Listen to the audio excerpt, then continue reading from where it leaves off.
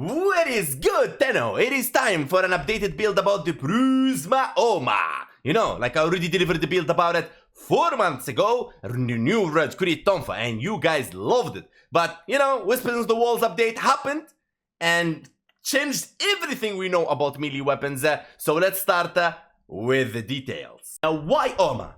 This weapon deals primary electricity damage, okay? And the Prisma Ohma is way better than the Ohma, as you can see right here. You can stop the video and compare the weapons. You take this weapon from Barukitir or from Tenu Relay, Tenukon, and from other players as well. Probably it cost you like 100 platinum. Let us know in the comments below how much it costs right now on the market. I'm too old, you know. Don't mind your old man. Alright, melee influence is what we're gonna be using for today as the arcane of fame. Melee influence is a melee arcane that melee electricity status create 20% chance for elemental melee status. Okay? Effects to apply to enemies within 20 meters for 18 seconds. Now you need to understand, it doesn't spread only electricity. It will spread every single element you proc on that target. So you proc viral, corrosive, gas, I don't know, cold, everything, toxin, and you proc electricity, 20% chance, killing everything else on the map, baby, no problemo. Let's get to the power, baby, starting with the build. Before I show you anything, I want to tell you something. There is 2 builds I'm going to show you right now. 2 builds. One is going to be so offensive and so powerful that you can kill anything in the map so easy and so fast, broken. But it will require a lot of iframe, a lot of paying attention in the game, buffs, debuffs, nullifiers. You need to know very well each enemy, what he do exactly to survive with this build. Otherwise, go with the second build. It's as powerful as is, but it will make you survive better. Alright, starting with the build 1, the offensive. Okay, steel charge, squad receives 60% melee damage, prime sure-footed for knockdown, fleeting expertise, rolling guard for bad situations, primed continuity for duration, narrow mind for duration minus ability range, venom dose, so when you hold the first ability, you will enhance yourself with corrosive damage, and so on. Umbral intensify for strength, flow for energy max, blinder for strength, strike for attack speed, fury for melee damage. Okay, so this is the build. For the helmet ability, we're gonna go for Nourish. So, viral from Nourish, toxic from Toxic Lash, and spores gonna give us the corrosive. Okay, with the electricity on our Prisma Ohma, you already know the deal. Okay, we're gonna go through the build for Prisma Ohma later on as I show you first Sarin. Very simple. Buff yourself with Nourish, Toxic Lash, hold spores, beam, and all you need to do is hit until the proc go on. Bada beam, bada boom. Alright. Remember now, it's 20% chance. I've been testing this. Probably it got stuck in the first one as it takes 18 seconds. Let's summon more enemies. There we go. And boom. Dead.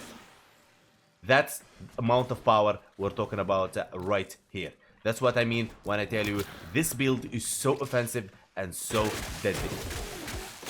But you see when you kill them, like it stays like bugs out a bit in Simulacrum. Bada boom, bada boom. There you go. And they're dead. Okay, now we go with the second build, which you can survive easily with it. Okay, we go end game. Now, steel chop, prime sure-footed, venom dose for the corrosive in the first ability, rolling guard, bad situations, transit fortitude, overextend, contagion cloud, toxic lash. Will create 5-meter toxin clouds dealing 300 toxin damage per second, 12 with every kill. Damage is twice as strong for melee kills, and this will make you, baby, fly in the sky. Intensify flow continuity, the arcane fury, arcane energize, and let's show the stuff. Okie dokie. There we go. Now, the helmet we're going to be using for this is Resonator, baby. The reason for Resonator is so we make the enemies busy chasing the Resonator, so we can do to them whatever we desire. So Resonator always active, Toxic Lash, first ability, and proc 1 spore on enemies, and babe, start just killing them. And there you go, they're just dead at the same power of the other build, but this time you're more alive. Okay, now let's start with the weapons. Now, if you go with the second build, you don't have any way to proc constantly viral unless you use your fourth ability, Miasma, okay? And you will be using it, okay? So if you want to push the procs, you can go for Shadow for priming enemies. Okukur will be there to help you out. This is the build for Okukur, and this is the build for Shadow, okay? Now, Prisma Ohma build. Let's go. Sovereign Outcast, Dreamer's Wrath for Tenukai. Now, in case you don't know what Tenukai is a feature in Warframe. When you equip this mod, when you do hits, you will have a chance, a sword will appear in the aiming section. When you hit a heavy attack, you will hit a heavy attack free of combo multipliers. Simple as that. Amalgam Organ Shatter, because we're going to need the heavy wind up speed. Primate's Might for faction, Weeping Wounds, Gladiator Might, Sacrificial Steel, Blood Rush, Condition Overload, Ohma Akri, Kiritanos, critical chance, critical damage, minus additional combo counter, minus heavy attack efficiency. Don't worry about it, the minus attack efficiency, because you're going to be using Tenukai all the time. Melee influence is the arcane of the day. Okay, now we're going to be using Narumon for one reason only, for the power spike on melee combo counter. Now decays while out of combo by 5 instead of depleting completely. Now, you have two options here. Either you use the Panzer Vulpaphyla to proc for you viral, or you can use Nautilus. Let me show you the builds first. Okay, this is the build for Nautilus. Okay, Cordon to pull enemies, Manifold to make them pull more enemies, Tenacious Bone for critical damage. Okay, Volclock to give you critical chance for Tenacious Bone to work. And here you have Panzer Vulpaphyla build. There you go. Okay, so up to you which one you prefer. I will take Nautilus for this run, as I will use my Miasma for the viral. Okay, so let's get to Steel Path to actually show what's going on. And here we are on Steel Path. All you want to do is really simple. You want to hold your first ability, third ability active, your Resonator always active, and here is Angus, and he is dead.